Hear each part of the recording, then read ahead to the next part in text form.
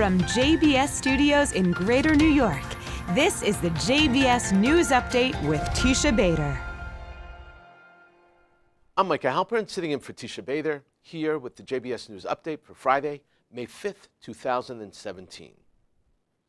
Officials and experts from Gulf Arab countries are in Washington for the next 2 weeks to take part in a series of public lectures aimed at addressing issues of concern for the region under the Trump administration.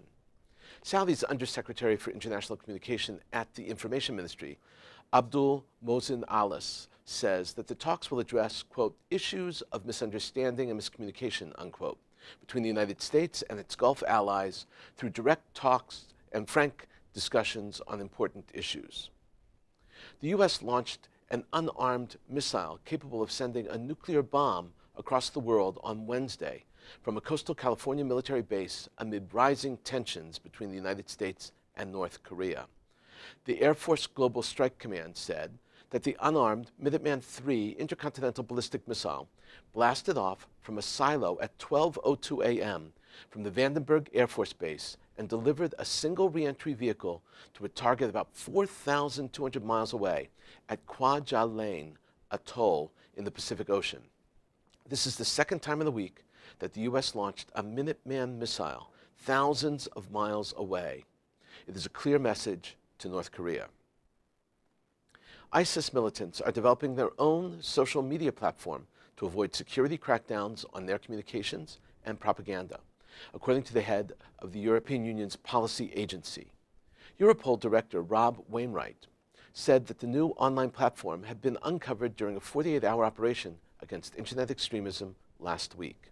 He said that, quote, within that operation it was revealed IS was now developing its very own social media platform, its own part of the internet to run its agenda. Yesterday, in the most recent skirmish between the U.S. and Russia, in the sky, Russian aircraft once again skirted close to U.S. airspace. It was another move in a game that Putin enjoys playing. This time was different. In the most recent round of this game, 4 Russian planes flew close to Alaska.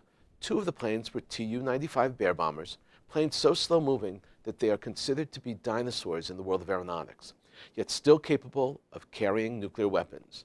These old planes, however, were escorted by 2 brand-new Su-35s, considered to be top-of-the-line Russian air power. The planes are so new and so special that this was the first time the United States ever saw the Su-35 close up. The United States sent 2 F-22 stealth jet fighters to escort the Russians away. It all took place about 50 miles from Alaska. It ended without incident. U.S. President Donald Trump will attend the G7 summit in Sicily later this month.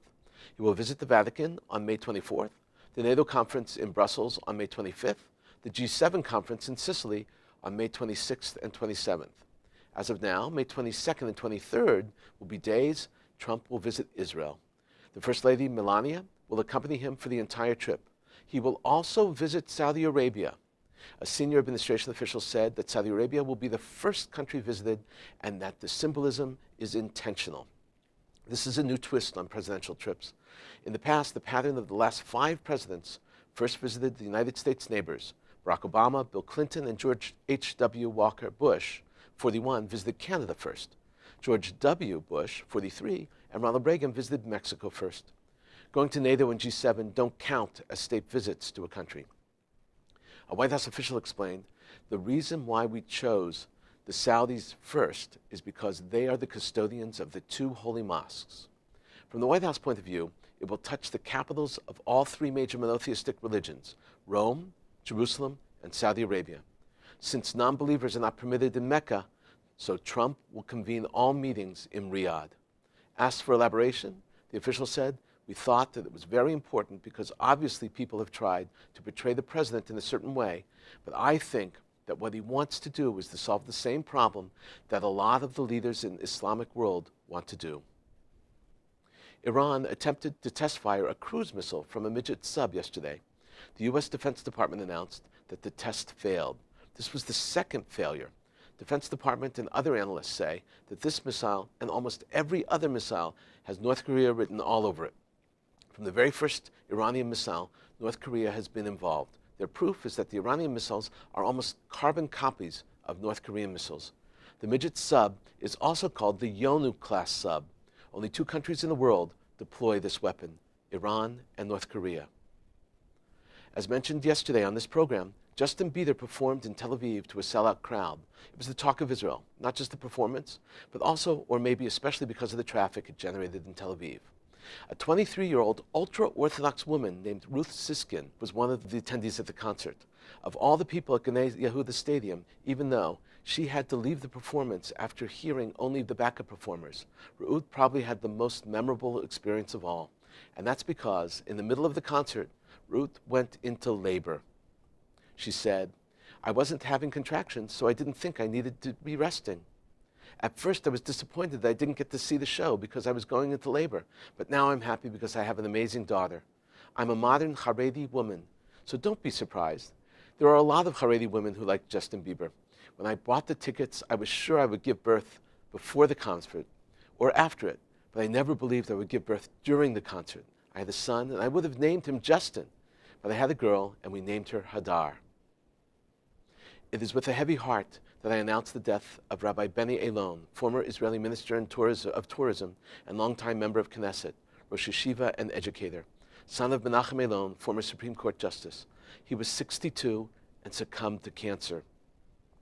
Rabbi Elon was passionate and thoughtful. His love of Israel and Judaism and the Jewish people informed his every word and deed. He will be missed. I will miss him.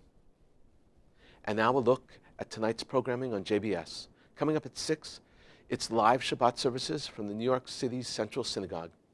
That's followed at 7:30 with a concert by Daniel Akka and Shiraz Zaked.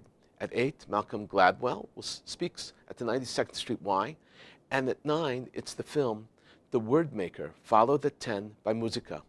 And coming up right after this program, Shlomo Riskin gives his thoughts on this week's Torah portion. I'm Micah Halpern, and this is today's news update from JBS. Let me wish you all a Shabbat Shalom.